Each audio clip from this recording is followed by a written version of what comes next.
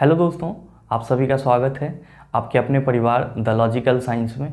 मैं हूं आलोक सिंह आतिश और आज के इस वीडियो सेशन में हम लोग बात करने वाले हैं परमाणु कक्षा में इलेक्ट्रॉन के वितरण की। जी हाँ दोस्तों, आपके इस टॉपिक से प्रीवियस ग्रुप डी एग्ज़ाम में बहुत सारे प्रॉब्लम क्वेश्चन पूछे गए थे। तो आज के इस वीडियो सेशन में हम लोग परमाणु कक्षा में इलेक्ट्रॉन का वितरण किस तरह से होता है इस पे फोकस करेंगे। साथ ही साथ इससे संबंधित जो प्रीवियस क्वेश्चन आपके एग्जाम में पूछे गए हैं उसको सॉल्व करेंगे। तो आइए बिना अपने समय को गंवाए हुए शुरू करते हैं आज के इस सेशन की और देखते हैं एग्जाम रेलेवेंट क्या कुछ सीख पाते हैं। दोस्तों, परमाणु की कक्षा में इलेक्ट्रॉन के वितरण को सीधे सीधे समझने से पहले हम लोग थोड़ा सा परमाणु के बारे में बेसिक बातों को डिस्कस कर लेते हैं। मेरे मित्र, जब भी आपसे कोई ये पूछता है कि किसी भी पदार्थ का सूक्ष्मतम कण क्या होता है, तो आप सभी क्या कहते हैं? सर, परमाणु जो है वो किसी भी पदार्थ का सूक्ष्मतम कण है, यानी कि एटम जो होता है वो किसी भी पदार्थ का सबसे स्मॉलेस्ट यूनिट माना जाता है। और आप इस चीज़ को लिखते भी हैं। क्या लिखते हैं सर? तो आप सभी लिखते हैं कि परमाणु जो होता है वो पदार्थ का, जितने भी पदार्थ हैं आपके पास, जो कुछ भी दिख रहा है आपको, सबका सूक्ष्मतम कण क्या होगा सर? परमाणु ही होगा, एटम ही होगा। तो आप इसको बड़ा ही इजीली वे में कहते हैं कि पदार्थ का सूक्ष्मतम कण किसको बोला जाता है? पदार्थ का सूक्ष्मतम कण किसको बोला जाता है? तो सर एटम को बोला जाता है, परमाणु को बोला जाता है। मेरे मित्र ध्यान में रखेंगे कि आपके पास जो पदार्थ हैं वो जनरली 3 कैटेगरीज में डिवाइड हैं सर। आप कहेंगे सर 3 कैटेगरीज में कैसे? तो जो आप एलिमेंट पढ़ते हैं, जो आप कंपाउंड पढ़ते हैं और जो मिक्सर पढ़ते हैं, ये सब के सब क्या हैं सर? ये सब के सब पदार्थ के ही अलग अलग रूप हैं। कोई आपका तत्व के रूप में है, कोई आपका यौगिक के रूप में है, कोई आपका मिश्रण के रूप में है। मेरे मित्र, जब आपसे ये पूछा जाता है कि तत्व का सूक्ष्मतम कण क्या होता है, तो आप कहेंगे सर परमाणु होता है। आपको ये चीज़ भी ध्यान में रखना होगा कि तत्व का सूक्ष्मतम कण क्या होता है सर? तो सर परमाणु होता है। पदार्थ का सूक्ष्मतम कण क्या होता है? तो सर परमाणु होता है। लेकिन अगर आपसे कोई ये पूछ दे कि यौगिक का सूक्ष्मतम कण क्या होता है, यौगिक का सूक्ष्मतम कण क्या होता है, तो आप सभी कंफ्यूज हो जाते हैं। लेकिन कंफ्यूज नहीं होना है चेला। यौगिक का सूक्ष्मतम कण क्या होता है सर? अणु होता है। तो आप इस तीनों पॉइंट को ध्यान में रखेंगे कि आपका जो एटम होता है, परमाणु होता है, ये विद्युततः इलेक्ट्रिकली क्या होते हैं सर? विद्युततः उदासीन होते हैं। विद्युततः क्या होते हैं सर? उदासीन होते हैं, यानी कि इलेक्ट्रिकली न्यूट्रल होता है। आप कहेंगे सर कि परमाणु विद्युततः उदासीन क्यों होते हैं? तो मेरे मित्र, आप सभी को मालूम है कि आपका जो परमाणु है ये भी 3 मौलिक कण से मिलकर बना हुआ है। आपका जो परमाणु है ये भी 3 मौलिक कण से मिलकर बना हुआ है। यानी कि आप ये कहते हो कि सर हमारा जो एटम है ये 3 मौलिक कण, इलेक्ट्रॉन, प्रोटॉन और न्यूट्रॉन से मिलकर बना हुआ है। और इसीलिए हम लोग इलेक्ट्रॉन, प्रोटॉन और न्यूट्रॉन को परमाणु का मौलिक कण कहते हैं। ध्यान में रखेंगे कि इसी को हम लोग उप परमाणु कण भी कहते हैं, यानी कि सब एटॉमिक पार्टिकल्स भी कहते हैं। अगर आपसे कभी ये पूछ दिया जाए कि परमाणु का उप परमाणु कण क्या है, तो इलेक्ट्रॉन, प्रोटॉन और न्यूट्रॉन परमाणु का उप परमाणु कण है। इंग्लिश में पूछ दिया जाए तो आप कहेंगे सर यही तीनों परमाणु के सब एटॉमिक पार्टिकल्स हैं। और साथ ही साथ ये भी ध्यान में रखेंगे कि इलेक्ट्रॉन, प्रोटॉन और न्यूट्रॉन को हम लोग परमाणु का मौलिक कण भी कहते हैं, फंडामेंटल पार्टिकल्स भी कहते हैं। तो आप इस चीज को भी ध्यान में रखेंगे कि परमाणु का मौलिक कण कौन है सर? तो इलेक्ट्रॉन, प्रोटॉन और न्यूट्रॉन। आपको ये चीज मालूम है कि सर इलेक्ट्रॉन जो होता है इलेक्ट्रिकली निगेटिव होता है, यानी कि इलेक्ट्रॉन पे जो है वो ऋण आवेश रहता है। इलेक्ट्रॉन पे क्या रहता है सर? ऋण आवेश। जबकि प्रोटॉन पे क्या रहता है सर? धन आवेश। और न्यूट्रॉन आपका क्या होता है सर? उदासीन होता है, न्यूट्रल होता है, इस पे कोई चार्ज नहीं होता है। हम लोग बात कर रहे थे कि सर परमाणु विद्युततः उदासीन होते हैं।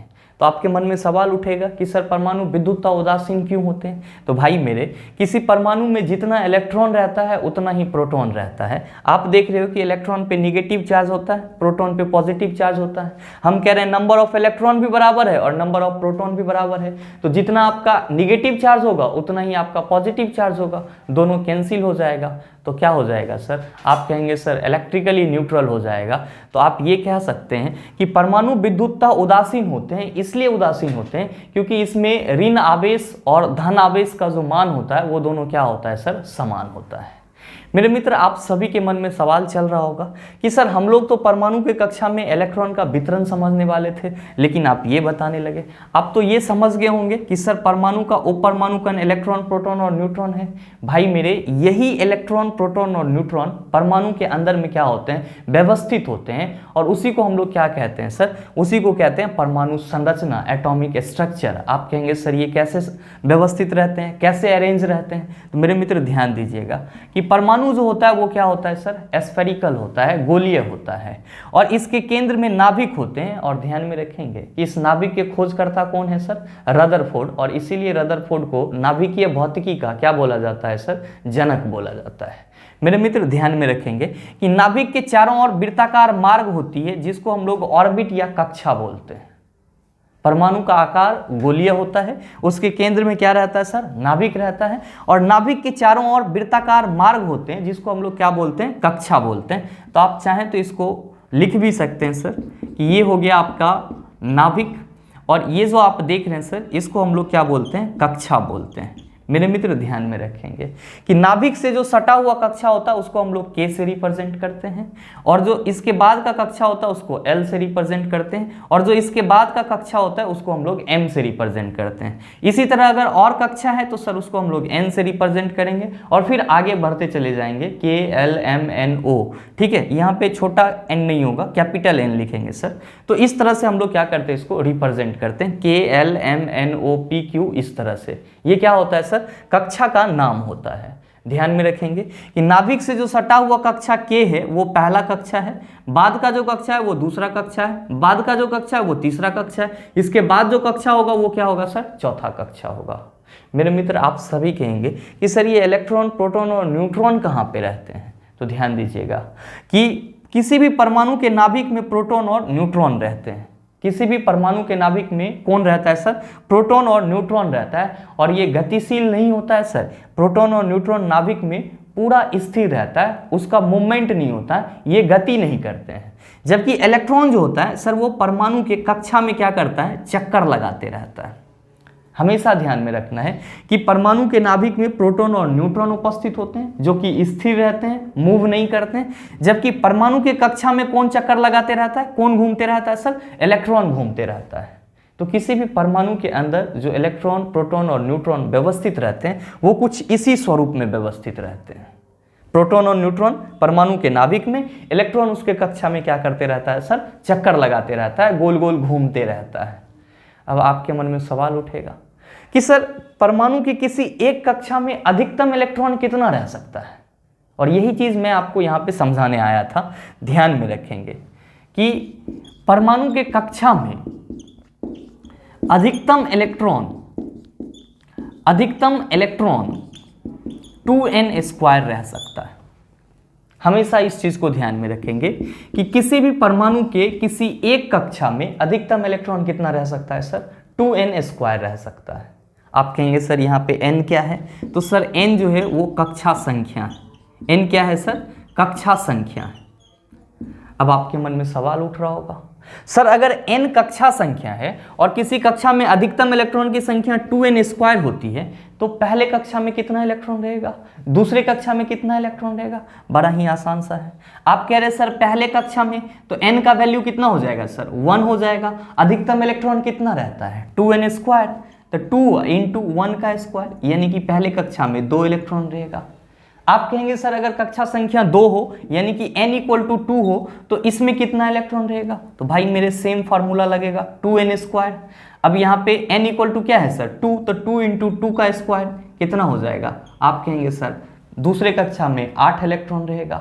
ध्यान दीजिएगा, आप कहेंगे सर n = 3 अगर हो तब, तो 2 × 3 का स्क्वायर, यानी कि परमाणु के तीसरे कक्षा में कितना इलेक्ट्रॉन रहेगा सर, 18 इलेक्ट्रॉन रहेगा। ठीक इसी तरह अगर आप चौथे कक्षा की बात करेंगे तो आपका n = 4 हो जाएगा, और 2n² अधिकतम इलेक्ट्रॉन की संख्या होती है, तो 2 × 4 का स्क्वायर, तो 16 दूना कितना हो जाएगा सर, 32 हो जाएगा। 16 दूना कितना हो जाएगा सर 32, यानी कि चौथे कक्षा में आपका कितना इलेक्ट्रॉन रह सकता है 32 इलेक्ट्रॉन रह सकता है।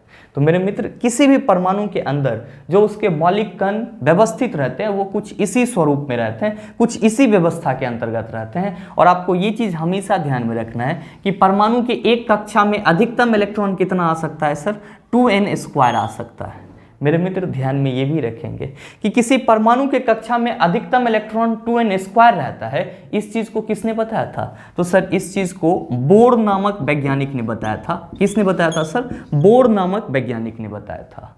मेरे मित्र ध्यान में ये भी रखेंगे कि ये जो आप यहाँ पे KLMNOP इस तरह से परमाणु का कक्षा देख रहे हैं, तो परमाणु के कक्षा को ही हम लोग क्या कहते हैं सर? ऊर्जा स्तर कहते हैं। आप इस चीज को भी नोट डाउन कर लीजिएगा कहीं पे स्टार मार्क दे करके कि परमाणु का कक्षा ही क्या कहलाता है? कक्षा ही क्या कहलाता है सर? ऊर्जा स्तर कहलाता है, यानी कि एनर्जी लेवल कहलाता है। आप सभी कहेंगे कि सर इसका क्या मतलब होता है? तो मेरे मित्र जितने भी परमाणु के कक्षा को आप यहाँ पे देख रहे हैं, इन सब की जो एनर्जी लेवल होती है वो निश्चित होती है। इसीलिए हम लोग कहते हैं कि जो परमाणु का कक्षा है उसको हम लोग एनर्जी लेवल भी बोल सकते हैं। आपको ध्यान में ये भी रखना होगा कि नाभिक से सटा वाला जो कक्षा होगा, यानी कि नाभिक के जो नजदीक कक्षा होगा, उसमें जो एनर्जी होगी वो क्या होगी? बहुत ही कम होगी। नाभिक के नजदीक वाला जो कक्षा होगा उसमें एनर्जी बहुत ही कम होगी। लेकिन जैसे जैसे ये क्या होगा सर? नाभिक से दूर जाता जाएगा, उसका जो एनर्जी लेवल होगा वो क्या होगा सर? बढ़ता चला जाएगा। तो आप इस चीज को भी ध्यान में रख सकते हैं कि नाभिक के निकट का जो कक्षा होगा उसमें एनर्जी बहुत ही कम होगी, लेकिन जैसे ही हम दूर जाएंगे, नाभिक से दूर जाएंगे, तो एनर्जी लेवल क्या होगी सर? हाई हो जाएगी, ज्यादा हो जाएगी। ध्यान देना, यहाँ पे के क्या है सर? नाभिक से सटा हुआ है, तो के कक्षा की एनर्जी लेवल कम होगी। जबकि आप देखो एम कक्षा क्या है सर? नाभिक से दूर है, तो यहाँ पे एम कक्षा की एनर्जी क्या होगी सर? ज्यादा होगी। ध्यान में आपको ये भी रखना है कि किसी भी परमाणु के बाह्यतम कक्षा में 8 से अधिक इलेक्ट्रॉन नहीं रह सकता है। किसी भी परमाणु के बाह्यतम कक्षा में 8 से अधिक इलेक्ट्रॉन नहीं रह सकता है। अगर किसी परमाणु के बाह्यतम कक्षा में 8 इलेक्ट्रॉन आ गया, यानी कि बाहरी कक्षा में 8 इलेक्ट्रॉन आ गया, तो वो परमाणु क्या माना जाएगा सर? अस्थाई माना जाएगा। क्या माना जाएगा सर? अस्थाई माना जाएगा। तो मेरे मित्र आप इस छोटे से कंसेप्ट को ध्यान में रखिएगा कि परमाणु जो होता है वो पदार्थ का सूक्ष्मतम कण कहा जाता है, और तत्व का भी सूक्ष्मतम कण परमाणु ही होता है, यौगिक का भी सूक्ष्मतम कण अणु ही होता है, और किसी परमाणु का जो मौलिक कण होता है उसको हम लोग इलेक्ट्रॉन, प्रोटॉन और न्यूट्रॉन बोलते हैं। और जो आपका एटम होता है ये इलेक्ट्रिकली न्यूट्रल होता है, और इलेक्ट्रॉन, प्रोटॉन और न्यूट्रॉन को ही हम लोग क्या बोलते हैं सर? परमाणु का उप परमाणु कण बोलते हैं। और किसी भी परमाणु में जो इलेक्ट्रॉन, प्रोटॉन और न्यूट्रॉन व्यवस्थित रहते हैं वो कैसे रहते हैं? तो सर प्रोटॉन और न्यूट्रॉन परमाणु के नाभिक में रहता है, जबकि इलेक्ट्रॉन उसके कक्षा में क्या करते रहता है सर? चक्कर लगाते रहता है। और किसी परमाणु के एक कक्षा में अधिकतम कितना इलेक्ट्रॉन रह सकता है सर? 2n², जहां पे n क्या है सर? कक्षा संख्या है। मेरे मित्र अगर आपके पास एटम का इतना सा बेसिक कंसेप्ट है, तो आपके प्रीवियस ग्रुप डी एग्जाम में जो क्वेश्चन पूछे गए हैं, मेरे ख्याल से आप उसका जवाब हंस के दोगे। आप कहेंगे सर कैसे देंगे? तो आइए अब हम लोग क्वेश्चन की बात कर लेते हैं, और आप खुद पता कर लीजिए कि क्वेश्चन का लेवल क्या है और आपका कंसेप्ट क्या है। लेकिन उससे पहले वीडियो को पॉज करके अगर आप नोट डाउन करना चाहते हैं तो नोट डाउन कर सकते हैं। अब हम लोग अपने क्वेश्चन की बात कर लेते हैं, और आपका जो पहला क्वेश्चन है, क्वेश्चन नंबर 1, देखिए क्या पूछा जा रहा है आपसे। बड़ा ही आसान सा सवाल कि m कक्ष में शामिल हो सकने वाले इलेक्ट्रॉन की अधिकतम संख्या कितनी होती है। बड़ा ही आसान सा सवाल है। आप कहेंगे कि सर अभी आपने बताया है कि परमाणु के बीच में नाभिक रहता है, और इसके चारों ओर जो वृत्ताकार मार्ग होती है उसी को हम लोग कक्षा कहते हैं, और इसी में इलेक्ट्रॉन घूमते रहता है। तो ध्यान दीजिए, ये पहला कक्षा होगा, ये दूसरा कक्षा, और ये क्या होगा सर? तीसरा कक्षा। यानी कि m जो है वो आपके परमाणु का क्या है सर? तीसरा कक्षा है। क्या है सर? तीसरा कक्षा है। ध्यान दीजिए, आपसे क्वेश्चन क्या पूछा जा रहा है? तो आपसे क्वेश्चन पूछा जा रहा है कि m कक्ष में शामिल हो सकने वाले इलेक्ट्रॉन की अधिकतम संख्या कितनी होगी, यानी कि तीसरे कक्षा में इलेक्ट्रॉन का अधिकतम संख्या कितना रह सकता है। आप सभी कहेंगे सर जब m मेरा तीसरा कक्षा है तो n = 3 हो जाएगा, और अभी आपने बताया है कि अधिकतम इलेक्ट्रॉन की संख्या हम लोग किस फॉर्मूला से निकालते हैं सर?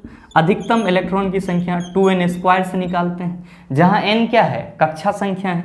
कक्षा संख्या कितना है सर, 3 है, तो 2 × 3 का स्क्वायर आप कर देंगे तो सर आपका आंसर कितना हो जाएगा, आप सभी कहेंगे सर 18 हो जाएगा। तो सही ऑप्शन क्या होगा, आप सभी कहेंगे sir option number C is the right answer of this question. उम्मीद करते हैं आप समझ पाए होंगे। चलते हैं अगले क्वेश्चन की तरफ। आपका जो अगला क्वेश्चन है, क्वेश्चन नंबर 2, आपसे क्या पूछा जा रहा है, बड़ा ही आसान सा सवाल ये भी है। आपसे पूछा जा रहा है कि L कक्ष में रखे जा सकने वाले इलेक्ट्रॉन की संख्या कितनी होती है, यानी कि परमाणु के L कक्षा में कितना अधिकतम इलेक्ट्रॉन रखा जा सकता है।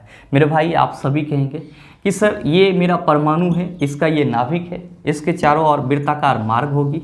पहला को हम लोग K कक्षा बोलते हैं और दूसरा को L कक्षा बोलते हैं, यानी कि यहाँ पे n = क्या हो गया सर, मेरा 2 हो गया। जो आपका L कक्षा है उसका कक्षा संख्या कितना है, तो आप कहेंगे सर 2, 1 2। आप कहेंगे सर इसमें अधिकतम इलेक्ट्रॉन की संख्या क्या होगी, तो 2 × 2 का स्क्वायर, 2 × 2 का स्क्वायर 8। ये 2 × 2 का स्क्वायर का है, तो सर अधिकतम इलेक्ट्रॉन की संख्या अभी तो बताया है आपने 2n² होती है। तो आप बताइए आंसर क्या होगा। आप सभी कहेंगे sir option number A is the right answer of this question. मेरे मित्र, अगर आपको ये वाला फार्मूला याद है तो आपके एग्जाम में जो भी सवाल पूछे जाएंगे इस टाइप के, उसका जवाब आसानी से दे सकते हैं। और एग्जाम हॉल में इतना नहीं करना है, आपको बस अपने माइंड में इस चीज़ को सेट कर लेना है कि परमाणु का पहला कक्षा K होगा, दूसरा कक्षा L होगा, तीसरा कक्षा M होगा, चौथा कक्षा N होगा, पांचवा कक्षा O होगा। सर इस तरह से बस आपको अरेंज कर लेना है, बाकी सॉल्यूशन आप अपने माइंड में कर लेंगे। चलते हैं अगले क्वेश्चन की तरफ। आपका जो अगला क्वेश्चन है, क्वेश्चन नंबर 3, आपसे क्या पूछा जा रहा है, आपसे पूछा जा रहा है कि ऊर्जा के चतुर्थ स्तर में समायोजित की जा सकने वाली इलेक्ट्रॉन की अधिकतम संख्या क्या है। अभी जस्ट मैंने आपको बताया कि परमाणु का जो कक्षा होता है उसी को हम लोग क्या कहते हैं, ऊर्जा का स्तर भी कहते हैं, एनर्जी लेवल भी कहते हैं। और आपसे क्वेश्चन पूछा जा रहा है कि ऊर्जा के चतुर्थ स्तर में यानी कि चौथे कक्षा में समायोजित की जा सकने वाली इलेक्ट्रॉन की अधिकतम संख्या क्या होगी, यानी कि n = कितना है सर, 4। ऊर्जा का चतुर्थ स्तर बोला जा रहा है, यानी कि एनर्जी लेवल का चौथा जो लेवल होगा उसकी बात की जा रही है। चौथा लेवल बोले तो n = 4, यानी कि कक्षा संख्या 4 होगा। अधिकतम इलेक्ट्रॉन 2n² से आएगा सर, 2 × 4 का स्क्वायर करेंगे गुरुजी, कितना होगा, 32। आपका सही आंसर सर, आप सभी कहेंगे sir option number B is the right answer of this question. चलते हैं अगले क्वेश्चन की तरफ। आपका जो अगला क्वेश्चन है, क्वेश्चन नंबर 4, बड़ा ही आसान सा सवाल, और आप लोग देखते ही इसको सॉल्व करेंगे। क्वेश्चन पूछा जा रहा है कि किसी एक सेल में समायोजित की जा सकने वाले इलेक्ट्रॉन की अधिकतम संख्या किस सूत्र पर निर्भर करता है। आप सभी कहेंगे सर 2n² पर निर्भर करता है, और ये चीज़ हमारे ऑप्शन नंबर ए में है। तो हमारे इस क्वेश्चन का सही आंसर क्या हो जाएगा सर, ऑप्शन नंबर ए हो जाएगा। उम्मीद करते हैं आप समझ पा रहे होंगे। चलते हैं अगले क्वेश्चन की तरफ। आपका जो अगला क्वेश्चन है, क्वेश्चन नंबर 5, आपसे क्या पूछा जा रहा है, आपसे पूछा जा रहा है कि एक तत्व की परमाणु संख्या 13 है, तो इस तत्व में कितने सेल होते हैं। मेरे मित्र, आपके क्वेश्चन में कहा जा रहा है कि कोई तत्व है जिसका परमाणु संख्या कितना दिया हुआ है, तो सर परमाणु संख्या 13 दिया हुआ है। तो आपसे ये पूछा जा रहा है कि इस तत्व में कितने सेल होंगे, कितने कक्षा होंगे। मेरे मित्र, हमेशा ध्यान में रखेंगे कि किसी भी तत्व का जितना परमाणु संख्या होता है उसमें उतना ही इलेक्ट्रॉन उपस्थित रहता है। किसी भी तत्व का जितना परमाणु संख्या होता है उसमें उतना ही इलेक्ट्रॉन उपस्थित रहता है। आपके मन में सवाल उठ रहा होगा ऐसे कैसे आप कह दीजिएगा, तो भाई मेरे ध्यान में रखना कि Z से हम लोग किसी भी तत्व के परमाणु संख्या को रिप्रेजेंट करते हैं, और Z = क्या होता है सर, प्रोटॉन की संख्या, और प्रोटॉन की संख्या इलेक्ट्रॉन की संख्या के बराबर होती है, इसीलिए परमाणु विद्युतता उदासीन होता है। तो हम ये कह सकते हैं कि सर किसी भी तत्व का जो परमाणु संख्या होता है वो उसमें उपस्थित इलेक्ट्रॉन की संख्या के बराबर होता है, या किसी तत्व का जितना परमाणु संख्या है उसमें उतना ही इलेक्ट्रॉन होगा। तो आप देखो, आपके क्वेश्चन में कहा जा रहा है कि कोई तत्व है उसका परमाणु संख्या 13 है, दैट मीन्स क्या कि इसमें इलेक्ट्रॉन कितना होगा सर, 13 होगा। आपको मालूम है कि परमाणु का जो कक्षा होता है सर वो K, L और M के रूप में अरेंज रहता है, यानी कि ये हो गया पहला कक्षा, दूसरा कक्षा, तीसरा कक्षा। आप बताओ पहले कक्षा में कितना इलेक्ट्रॉन रखा जाएगा, तो आप कहेंगे सर 2n² कर लीजिए ना, 2 × 1 का स्क्वायर। तो पहले कक्षा में 2 इलेक्ट्रॉन, यानी कि इसका जो 13 इलेक्ट्रॉन था उसमें से 2 इलेक्ट्रॉन इसके पहले कक्षा में चला गया। अब देखो कि दूसरे कक्षा में कितना रहेगा, तो 2 × 2 का स्क्वायर तो आप कहेंगे सर 8, तो चलिए 8 इलेक्ट्रॉन इसमें हम रख देते हैं। अब ध्यान दीजिएगा कि इसके पास 13 इलेक्ट्रॉन था और 2 आपने पहले कक्षा में रख दिया, 8 दूसरे कक्षा में रख दिया, इसके पास बचा कितना 3, तो सर ये 3 इसके तीसरे कक्षा में चला जाएगा। इसके पास और कोई इलेक्ट्रॉन है क्या, आप कहेंगे नहीं है सर। तो आप देखिए कि 13 इलेक्ट्रॉन परमाणु की कितनी कक्षा में व्यवस्थित हो गए, तो आप कहेंगे सर 3 कक्षा में व्यवस्थित होंगे। आपसे यही तो पूछा जा रहा है कि एक तत्व की परमाणु संख्या 13 है, तो इस तत्व में कितने सेल हैं, आप क्या कहेंगे सर 3 सेल है। तो आपके इस क्वेश्चन का सही आंसर सर आप सभी कहेंगे sir option number A is the right answer of this question. चलते हैं अगले क्वेश्चन की तरफ। आपका जो अगला क्वेश्चन है क्वेश्चन नंबर 6, आपसे क्या पूछा जा रहा है, आपसे पूछा जा रहा है कि n कोश में समायोजित की जा सकने वाले इलेक्ट्रॉन की संख्या है। वही बात sir K L M N, ये क्या है सर, परमाणु के कक्षा है, ये पहला कक्षा, ये दूसरा कक्षा, ये तीसरा और ये चौथा। आपसे पूछा जा रहा है कि n में कितना इलेक्ट्रॉन रह सकता है।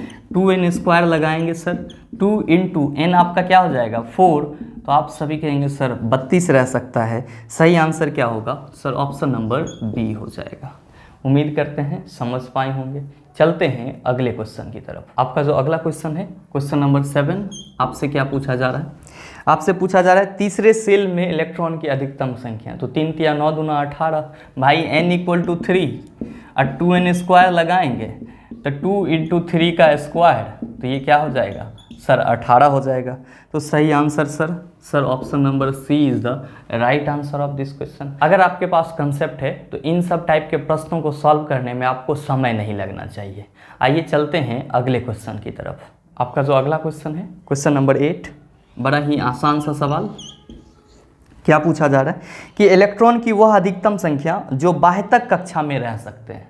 अभी जस्ट मैंने आपको बताया कि किसी भी परमाणु के बाह्यतम कक्षा में 8 से अधिक इलेक्ट्रॉन नहीं रह सकता है, और आपसे पूछा जा रहा है कि इलेक्ट्रॉन की वह अधिकतम संख्या जो बाह्यतम कक्षा में रह सकते हैं। आप सभी कहेंगे sir option number C is the right answer of this question. मेरे मित्र उम्मीद करते हैं यहाँ तक के जितने भी चीज़ थे आप उसको आसानी से समझ पाए होंगे। अब अगर आपको इस टाइप के प्रश्न से दोबारा रूबरू करा दिया जाए तो आप उसका जवाब भी आसानी से दे पाएंगे। उम्मीद करते हैं कि वीडियो आपको अच्छा लगा होगा। अगर आपको वीडियो अच्छा लगा तो वीडियो को लाइक कीजिएगा, शेयर कीजिएगा, और चैनल पे नए हैं तो सब्सक्राइब करके बेल आइकन दबा लीजिएगा, ताकि इस तरह के एग्जाम रिलेवेंट वीडियो सबसे पहले आपके पास पहुँचे और आप उसका भरपूर फ़ायदा उठा पाएँ। मिलते हैं फिर अगले सेशन में, तब तक के लिए best of luck. Thank you, have a nice day.